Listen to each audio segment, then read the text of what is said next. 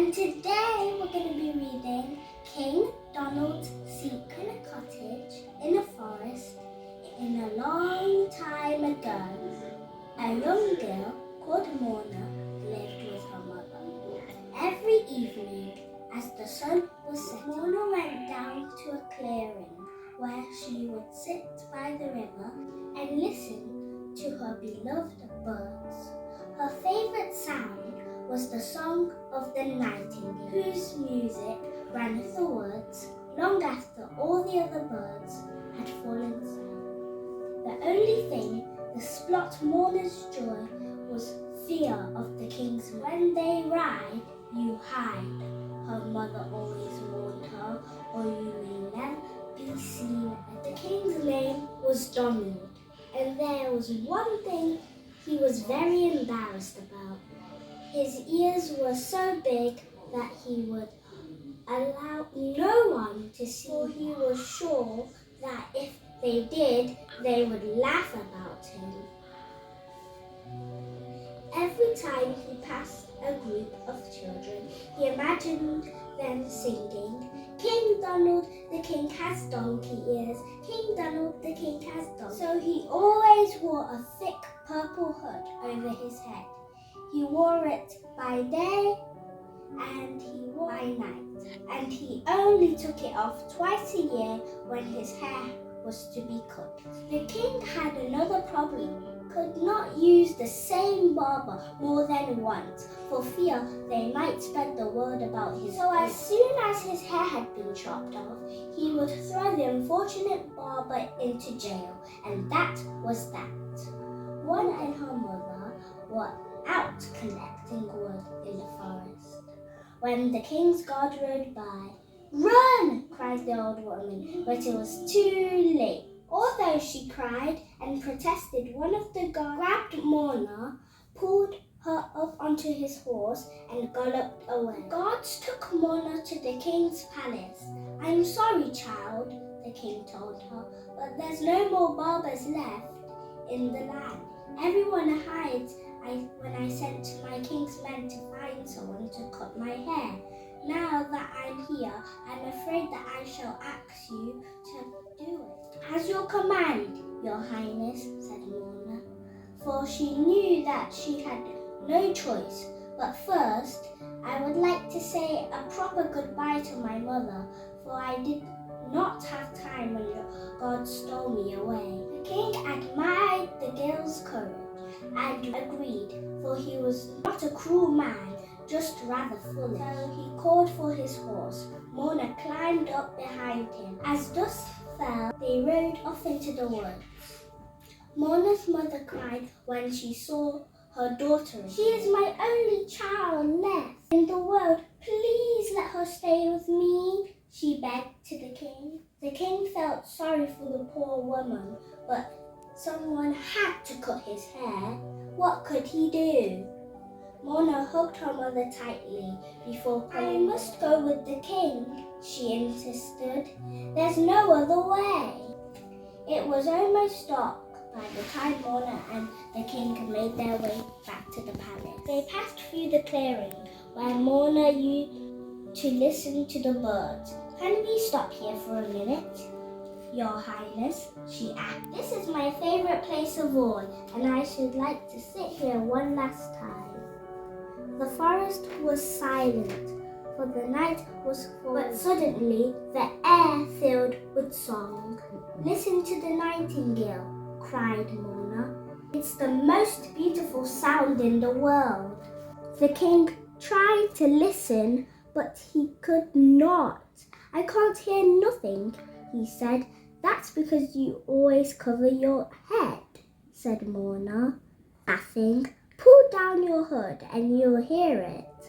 King Donald was afraid to uncover his ears, but he really wanted to hear the most beautiful sound in the world, so he pulled back his hood. The bird's song poured in through his ears and into his heart, and he wept. "I had no idea there was such beauty in the world," he said. "Are there other things that I should hear?" the king asked Mona as they arrived at the palace. Many things, your highness, she told him. They're not all beautiful like the nightingale. What do you mean? Asked King Donal. Do not hear the crying of the poor, said Mona, for she had often watched them from the edge of the forest. They come here every night, begging for scraps from your table. But your guards turned them away. Later that night, King Donald sat down to feast with his lords. Tables were piled high with food and drink, as always, but the king stood up before the meal had begun and asked everyone to leave. Then he removed his hood. At once he heard the cries of the poor people at the gate, desperate for food, just as Mona had told him, covering his ears once more, for the sound was too awful to bear. He summoned his guards. Open the gates, he ordered. Let the poor and hungry share my meal. Mona. Thank you, child, he said, for helping me to listen to my people. How could I have not heard them before? Maybe you did not want to, said the girl. Or maybe it was your greedy lords who did not want you to because they wanted all the food for themselves. Is there anything else I should hear? Asked the king. Yes, your highness, the girl replied. I think you should hear how your lords talk about you behind your back. She led him to the room where the men had gathered. The door was slightly open, so the king took down his hood and listened. The lords were very angry that he had spoiled their feast. Why should the poor people have all the food instead of us? One cried. It is not right. We cannot allow it. Let us get a doctor to say that the king is mad, said another. Then one of us can take his place. Why don't we go war with another country? Suggested a third. The king can lead all the poor people off to fight, and we can stay here and have our feast every night. Evil men, cried King Donald, rushing in. Throw them all in prison, he ordered his guards. But we can't, the guards replied. The prisons are full of barbers. Release the barbers, then, roared the king. Make them all into lords instead. The next day, Mona cut the king's hair. I think it's good to have big ears, he said, admiring himself in a mirror. For it means I can hear my people. Yes, it is good, your highness, said Mona. Thank you, child, he told her. Once she had finished her work for helping me to find wisdom at last. Now you may go back to your mother. From that day on, King Donald ruled wisely and well. No one laughed at his enormous ears, for everyone was content and free. At last, they had a king who would listen to pain and to greed and to beauty. Every evening, he would ride into the forest and meet Mona and to hear the beautiful song of the nightingale.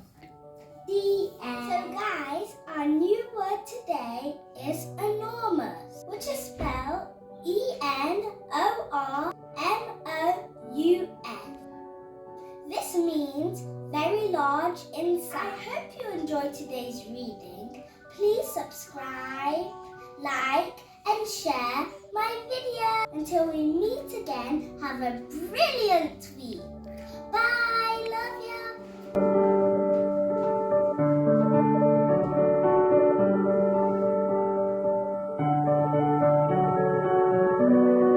Thanks for watching Time with